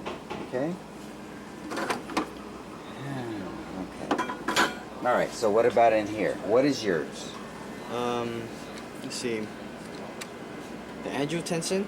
So anything after here is mine. everything over here is cytochrome C. Some hemoglobin. You're talking about here, Jack? You went like that. I got no idea what you're talking about. So from this column Yeah. and to the Over here. right, yes, Are yours? yes. Okay, what is this? It's a diluted thrombin sample that I made a Is while it? ago. Will you use this for anything? No. Okay, get rid of that. What is this? It's a thrombin sample. Do we use this for anything? No. Get the idea? Yes. Okay. This is your angiotensin sitting over the side. Do we Yes. use this for anything? No. This is your angiotensin here. Yes. Beta 1 through 14. You don't know what that is. This is none of your stuff here. What about this? I don't know. I don't know what 25 that is. milligram per mil cytochrome C. Yes. Okay, so you know what that is. What about this? This is angiotensin and D2O. Use it. No.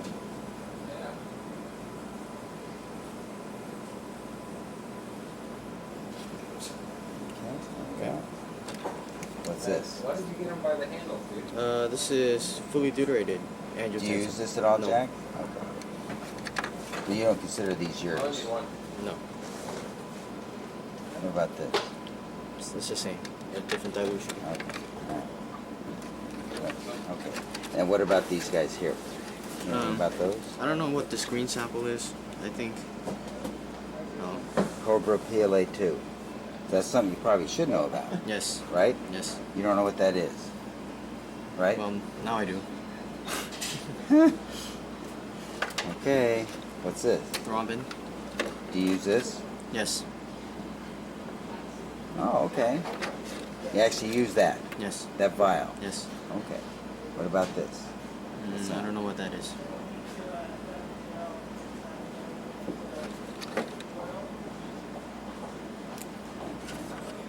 Some Cobra stuff. Okay, what about this down here? I don't know any of those. A bunch of cytochrome C's. Okay, all right. Now, what about that? What about this fridge over here? The only thing that I'm concerned with are these two ice buckets. Okay. And there's a couple columns on here. Are those columns you use? No. Okay, but you do use that hook up there, right? No. Oh, sorry. So when you do the pepsin and another enzyme, you just do it manually, glue them together. Yes. You don't use the switch. Okay, let's you can put these together later. Okay, all right. So we're back here. So we're all set here. So let's go ahead and get a thrombin and make a sample of it. Okay. All right. All right. So you probably should tell me where you keep thrombin. Okay. Well, the thrombin solutions that I use are right here. This is one, but then the frozen ones are in the Revco. Where in the Revco? They're written down here.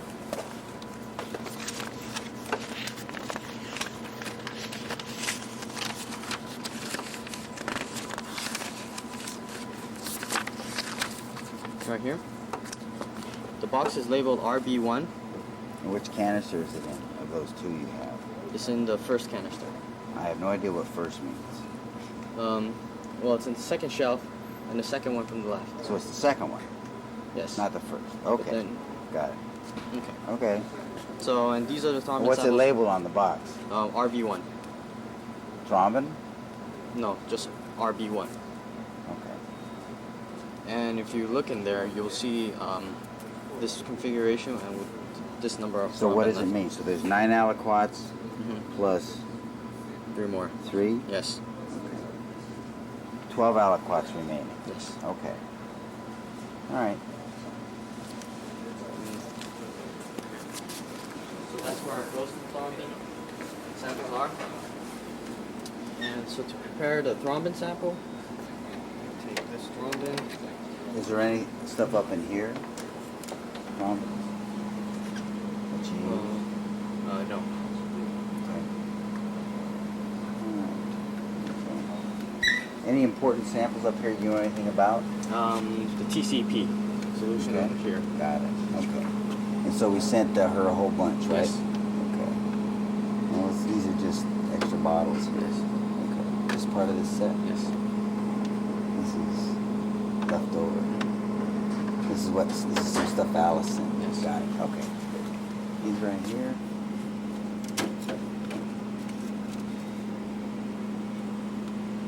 Solution buffer. What is that? I don't know.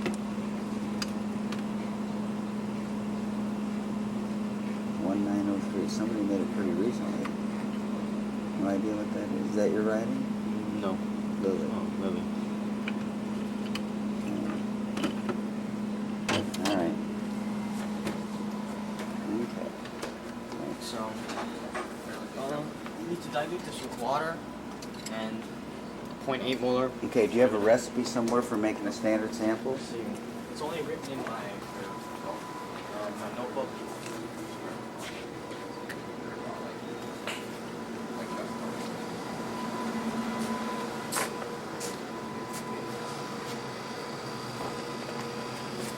So basically I use ramen samples every day, and the concentrations that I use is 2 microliters of thrombin plus 18 microliters of water and diluted with 30 microliters of 0.8 molar guanine hydrochloride. Okay. And these are the conditions that I run under. 250 microliters per minute for pump C. Okay. So do you have a list of? Let's see the list of melt times that you use and melt programs for different volumes and different compositions. You tell me what you do. Different compositions take different times to melt. Yes. Different volumes take different times to melt. Otherwise, it fucks up. Yes. So what do you do? I don't have a list. What I do have is this experiment system configuration. This tells me what auto sample program I should use for each sample. So I'm trying to get a pencil to write down what you're going to tell me. okay. Okay. So You understand my question? yes. Okay. What's the answer? You shouldn't So it's different for each protein. tell me how they are. Right. Okay. Proteins don't matter. It's the buffers. Well, in terms of buffer, I don't have a list. The only thing I do have is Is there some simple rule you follow, Jack? I use almost everything 90 seconds. 90 seconds. So which file is that? It says 90 on it or something? Yes, first 90. Oh. And almost everything. Yes. And what volumes are you usually injecting on almost everything? 50 to 100 microliters. Okay, I want to work with your last something I can find. Okay. So this is our last one. Okay, so that's your thrombin there. Yes. Okay. So you're saying melt time, so you use this frozen 90, Yes. and this is for what volume? 50 microliters. And you inject how much of that? 45? Yes. Okay. And what are your exceptions to that, Jack? If it's 200 microliters, the frozen operation should be, the melt time should be 150. And do you use any other volumes besides those two? I use 100 microliters. Okay, well, But- help me out here. Yes, yes. I'm trying to figure out what in the darn you do. Okay? For 100 Yeah. microliters, I use frozen 90. Okay. So let's see, 200, 150. Use any other volumes, Jack? No. Okay. So these two get 90. This gets 150. Yes. Okay, and you don't really care what buffers they're in, No. or whether it's fully deuterated or not. Yes. You probably haven't looked to see if like say a fully deuterated really all melts or anything. Yes. Okay. All right. So this is what you use. Any other rules to this? Hemoglobin samples. Okay. They're a 50 microliter injection. However, Charles adds glycerol to it, so Okay. we reduce the melt time to 72 seconds. And what's that file called? It's froze 72. So in the machine you've got 3 files, Yes. right?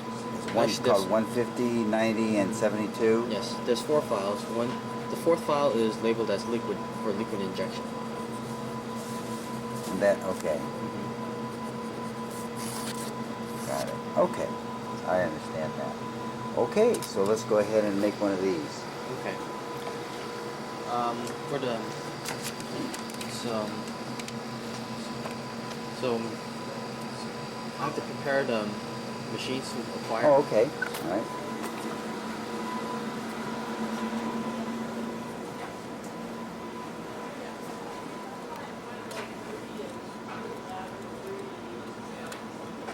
So to start acquisition, you double click on Excalibur.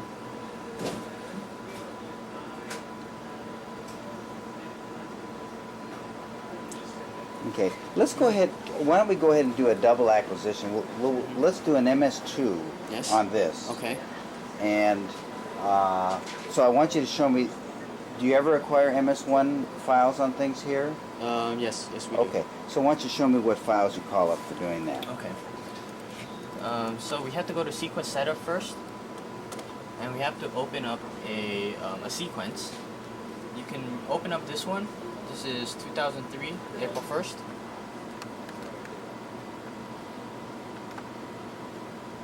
Okay. Okay. This will open up a sequence, and we have to see What I want to know is what kind of MS1 acquisitions you usually run. Okay. If I guess you right, you probably don't write it down very much, or maybe you do. Do you know which ones you use? Is there a set pattern of things you acquire data on here? I don't understand what you mean by pattern. So, Like 30 minutes, 10 minutes, yes. MS2, MS1. Yes.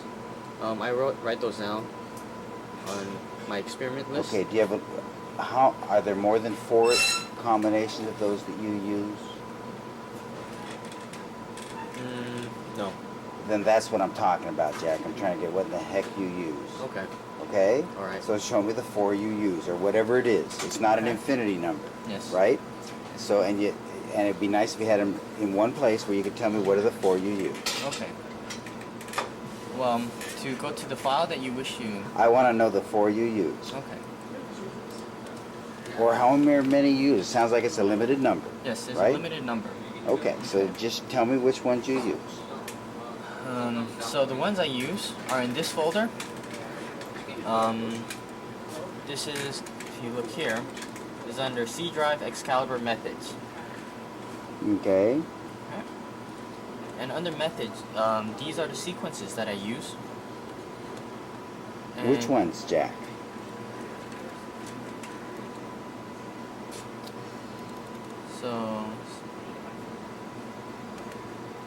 So in this folder, I use all the sequences in this folder. Well, except for these two.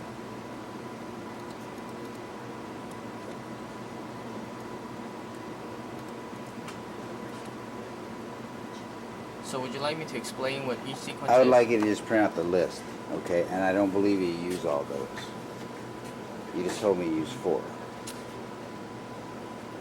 But it depends on what type of acquisition we're doing. I'm talking about, let's say, something you've done in the last year. Okay. So then we use. Can you print this out? Can you print out that list? There's no simple way of printing this out. What about a screen dump if you open I it can up? do that. Or that won't print them all. Okay. Mhm. See if you had written them. You haven't written down somewhere what you use? I didn't write them down as a list. Then that makes it real easy to explain people what you do, right? Yes. Okay.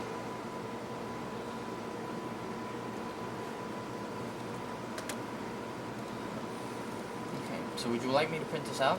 I just need it. I need to know what you run, Jack. Okay. And it's not a whole bunch of stuff, but I do need to know what it is. Okay. And I don't want to spend forever writing it out by hand. Okay. Okay? So I would have dreamed and fantasized you would have had some central list somewhere of the maybe 4 things you really do. Right? Okay. Let's see. So this is in methods under select instrument method, okay? Okay, Jack. here it says VW1, 12 minutes there. What do you use that for? This is used to run samples when we do run Pepsin bypass. And we want 12-minute acquisition. Okay. How many times do you, so there's 12 minutes and there's 32, is that it? Yes. Okay. And then what is this?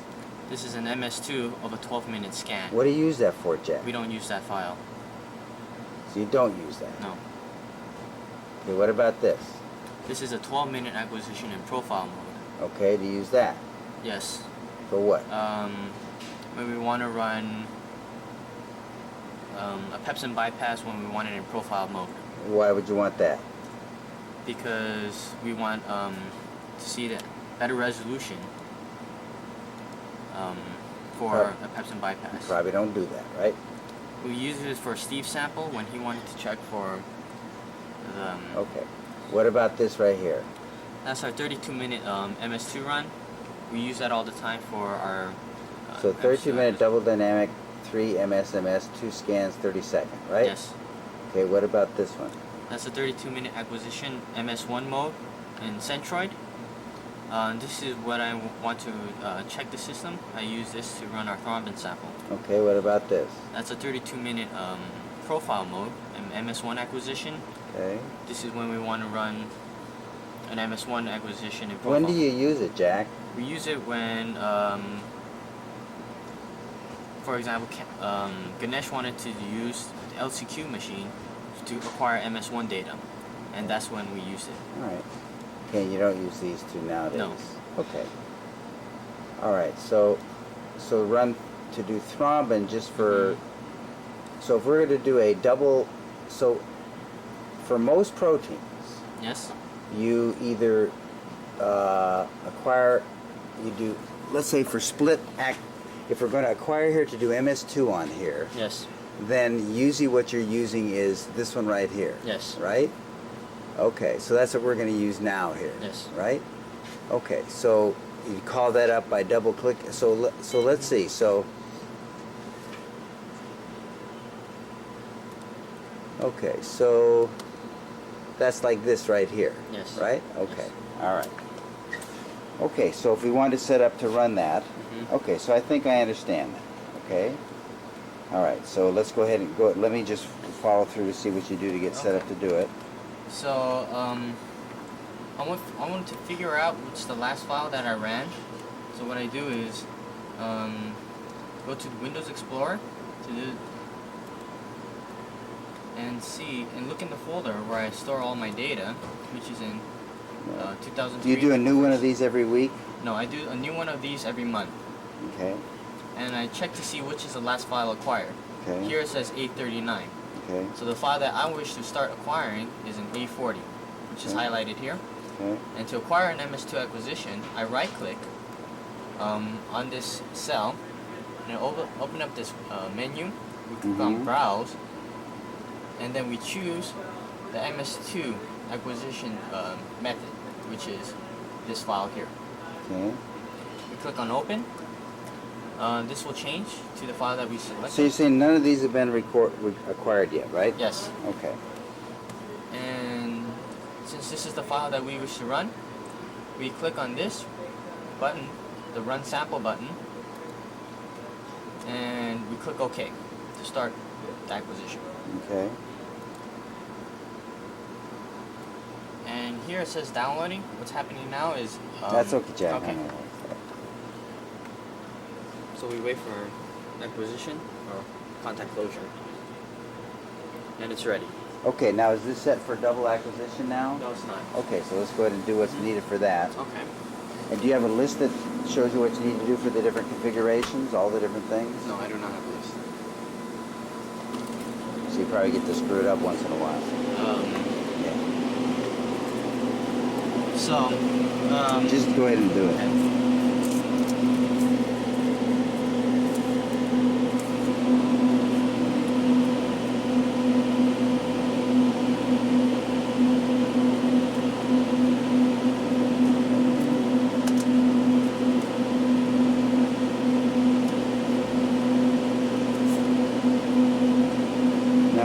don't think this is how you told me you did it.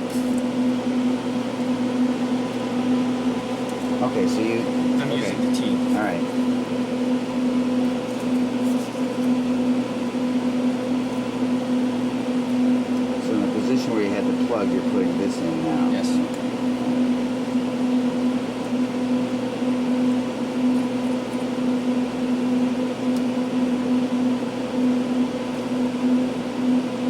And do you have to change which one of these is on there? No, it's already ready to. So when you're doing split, Yes. the LCQ one is on, the LCQ surface one is on there. Yes. Okay. All right.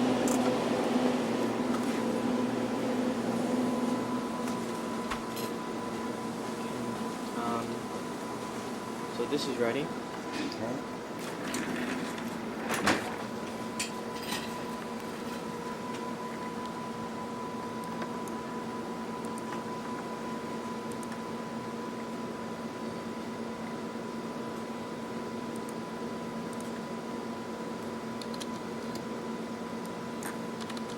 So 80 and 250. Yes. Okay.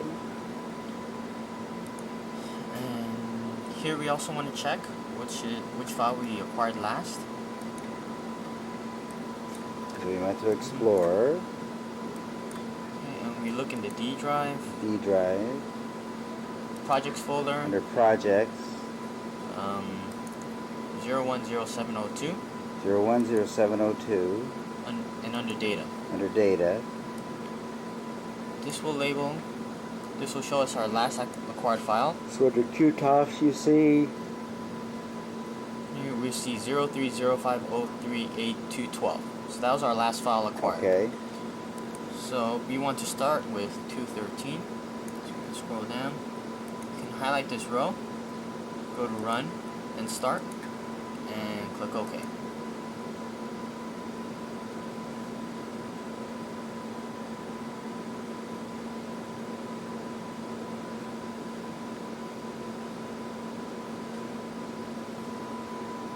Okay, it says waiting for injection. okay. Everything's set. Let's see, check our tune here. Okay, so those came up. Hopefully this is all calibrated. Okay, and pressures right now, analyzer 3.3 e to the minus 5, backing 1.4 e to the O, TOF 5.0 e to the minus 7. Got it.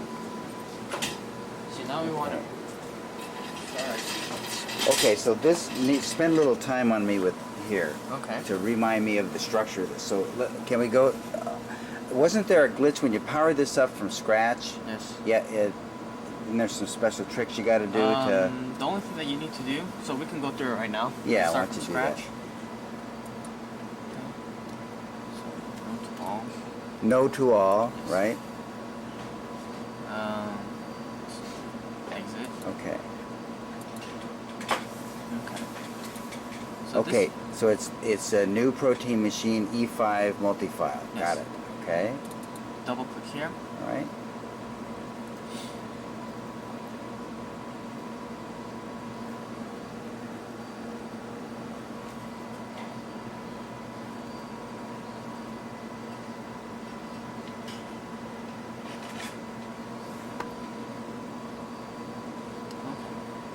So the glitch is when we start pressing run, Okay. I believe it will just start a certain sequence to just run, and various Right. signals go off. So I click on cancel, and from here I click stop. Okay.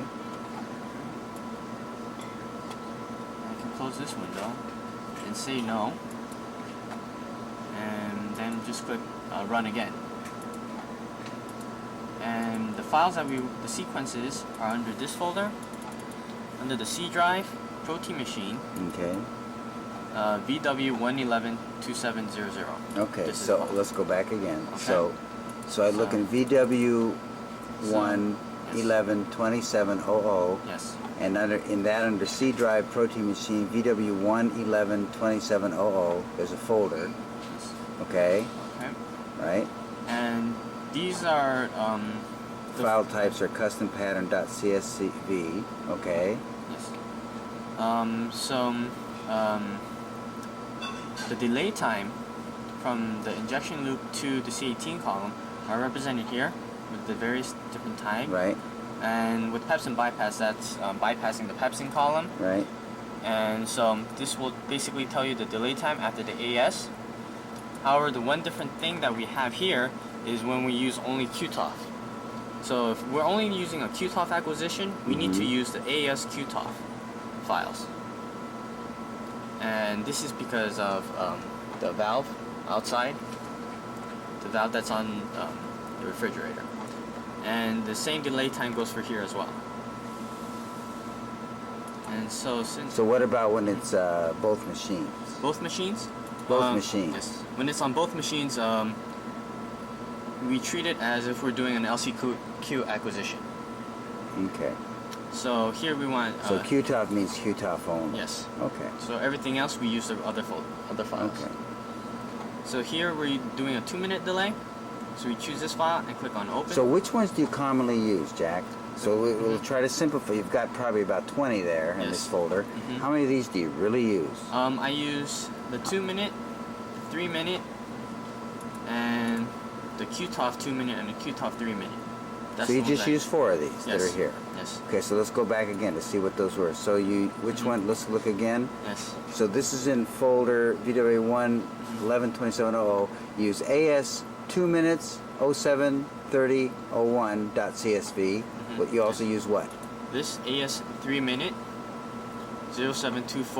072401.csv. Okay. And the other files that I use are ASQTOF 2-minute 102801 Okay. and ASQTOF 3-minute 102801. Okay. So in this case, we're using a 2-minute delay time. Okay. Click on open. This is the number of times that we wish to use to run the file. Here. So it says select matrix file, number selected equals 0. And these are matrix files we've set up before. Yes. Okay. So here. Of all of these, what do you use, Jack? Of these, I use. Of these. One runs, no on or off dot text, and Okay. 20 runs, no on or off dot text. And that's it. Yes. Okay. All right. So you just use one of those two. Okay. Yes. Click on open, Right. and this will go back to the sequence page if we want to run additional sequences, Right. which we don't. So we Right. click on cancel, Right.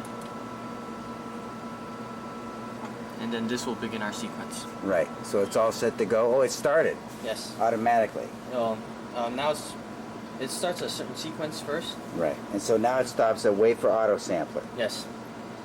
Got it. So next we have to program Okay. the auto sample. Now I noticed you didn't push any. The Beckman pump is still going. Yes. So what other things do you have to push back to? Actually, it stopped. Okay. So what other things do you need to check that they go back to normal before you start? The valves. And so what, they should all be green? Yes, they should all be green. And what about the pumps here? There's nothing. You don't Which- need to check the pumps. Yeah, you do. Should pump C be at 2,600 psi? Well, it should be around 3,000 psi. Okay, so it's going up. So it's getting ready Yes. for injection. Okay. So the normal operation here, your pump E here, which is really B, Yes. is 619 psi, 5 microliters per minute. Pump C, which is really C, is at 250 microliters per minute, and it's got a pressure of about 3,000, and it's on. And those two you just leave on but don't use. Yes. I would have turned them off Okay. if you never use them, right? Yes. Right? Okay. The Beckman pump, it says 0.2, is that correct? Yes. Okay, and at 1 mil a minute, and it's not running. And the other guy is at 45, the A prime pump is at 45. Okay, so so I think I've got this down pretty well. It'll take me a while playing with it again. Any other, so you don't know what this is? Okay. That's how we can set it to do its own on and off exchange. whole different. We can make it do on and off incubations on everything for deuterating. Yes. Okay, so if you want to, okay, I think I've got that. What else do we use on this sheet? We use this to test things. You don't know anything about that, right? No. Okay, so that's pretty good. Okay, so let's talk. What pump? You talked to me about the pump files you use, Yes. right? And again, which ones were those? Let's look at those again. So, file 3, which is on the configuration it is right now. Okay. Okay. This is what I use for my 30-minute acquisitions, running with a flow rate, a pump C of 250 microliters a minute. Okay. So what files do you use? 3 and what? 3, 4, and 5, and 2. 3, 4, 5. Two. What? 3, 3, 4, 5, and 2. That's all I gotta know. Okay. Okay, 3, 4, 5, and 2. And all right. Okay. And we already talked about the inside here. Everything starts off with green up, right? Yes. Okay, and that apparently is ready. Okay, so let's go ahead and prepare a sample and put it in there. We don't have to put dry ice. No.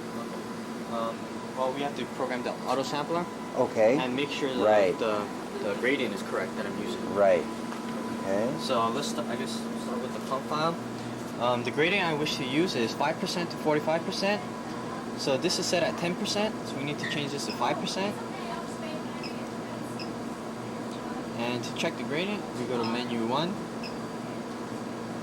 And this says... That's okay, I know all that Okay, stuff. so- 5 to 45, okay? Yes.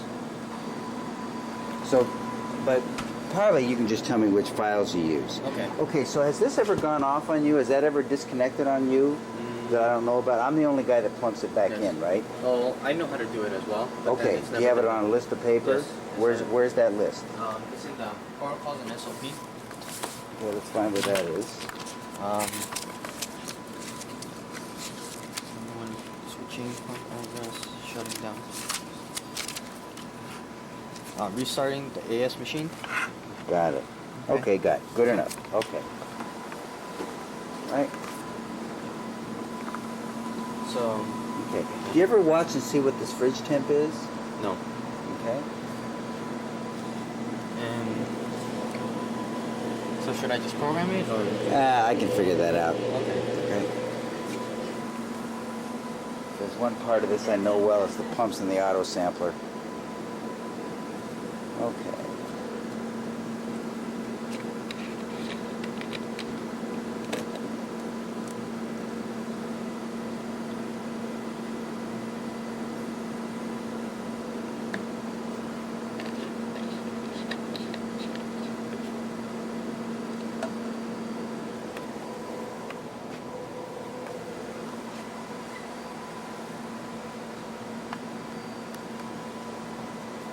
Okay. And then we'll go ahead and start some cytochrome C. Okay. All right. Okay. And so we'll start this thrombin off so we can see what that looks like.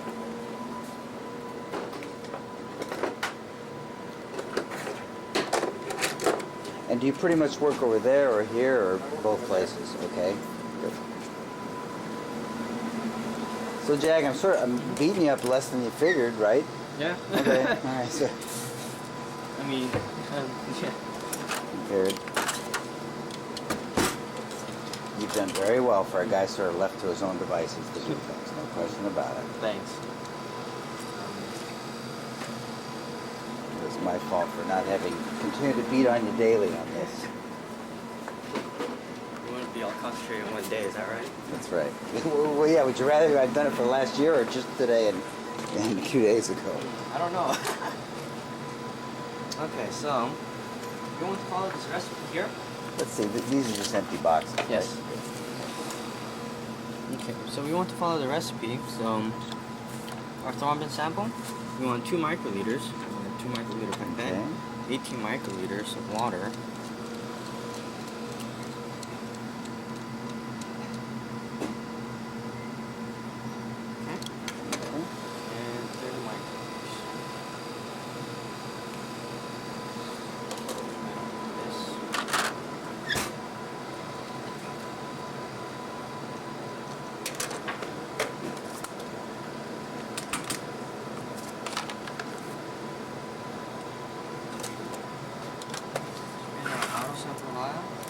place it on ice.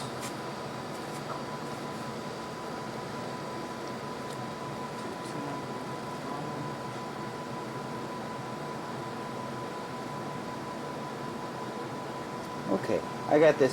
Why don't you go? So you're going to put that in there. Yes. And then you're just going to push run. Yes. Right. Yes. So why don't you go ahead and do that? I'll go Okay. down to the potty. All right. And then once you get that launched, why don't you ask Ray to come on down? Okay. And we'll go ahead and formulate a cytochrome C sample and we'll run that. All right. And when we're all done, we can give him that data. Okay. Okay? All right. So let me just turn this off for now.